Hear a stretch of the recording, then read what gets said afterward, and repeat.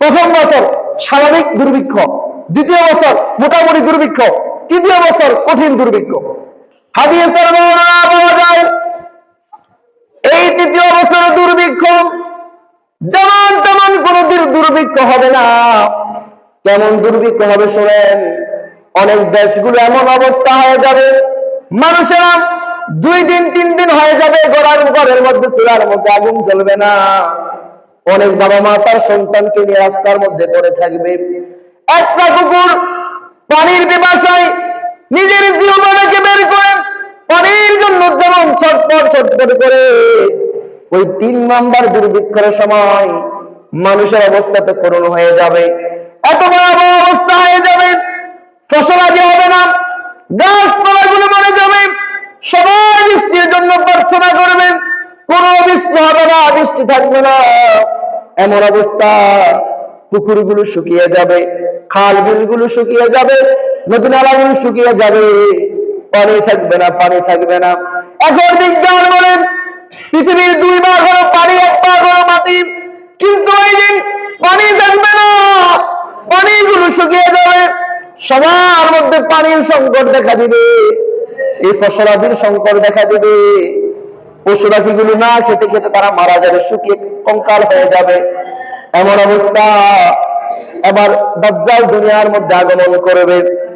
অনেক ফ্যামিলি পাওয়া যাবেন এই সময় দীর্ঘদিন ধরে মাছ দেখে না, গোশত দেখে না, এতদিন বিশাল বিশাল খাবার খেয়েছে, গরু খেয়েছে, মাছ খেয়েছে, অনেকদিন হয়ে গেছে মাছ দেখে না, গোশত দেখে না।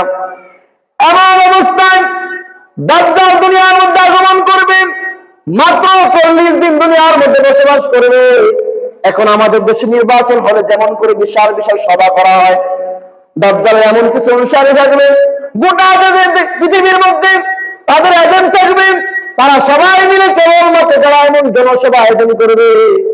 দাজ্জাল গোটা বিশ্বের মধ্যে জনসভার মধ্যে আসবে, এসে বলে শোনো, তোমরা যদি আমাকে আল্লাহ বলো, আমাকে রব বলে মেনে নাও, তাহলে আমি তোমাদেরকে মাছ দেব, তোমাদেরকে খাবার দেব, তোমাদেরকে গোশত দেব, তোমাদেরকে আমি তোমরা যা চাও আমি তোমাদেরকে তা দেব।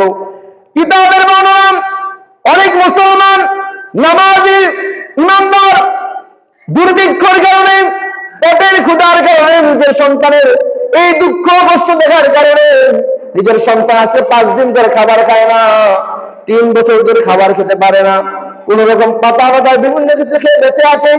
এই মানুষগুলো পেটের খিদায়, পেটের জন্য নিজেকে বাঁচানোর জন্য দাজ্জালকে আল্লাহ বলে মেনে নিবে, দাজ্জালকে রব বলে মেনে নিবে, দাজ্জালের গোলামকে তারা মেনে নিবে। বিশ্বনবী বলেন, শোনো শোনো শোনো, এই কঠিন দিনে দুর্ভিক্ষের সময় তোমাদের ইমানের পরীক্ষা হবে, ইমানকে আল্লাহ পরীক্ষা করবেন। যত দুর্ভিক্ষ হয় না কেন, নিজের সন্তান না খেতে খেতে মারা যায়, দুধের শিশু দুধ পায় না, তোমার ওয়াইফ দুধ পায় না, তোমার মা খাবার পায় না, না খেতে খেতে কঙ্কালের মতো হয়ে গেছে, তারপরে তুমি দাজ্জালকে আল্লাহ বলো, তারা আল্লাহ বলে মেনে নিবে না। যারা ওই দিন দাজ্জালকে আল্লাহ বলে মেনে নিবে, সামান্য একটা মাছের জন্য, সামান্য একটা গোশতের জন্য, একটু পানির জন্য, আল্লাহ বলেন ওরা দাজ্জাল উত্তরসূরি হয়ে যাবে। আর দাজ্জাল উত্তরসূরি যারা হবে তাদেরকে যিনি জাহান্নামে নিক্ষেপ করবেন তিনি হলেন কে?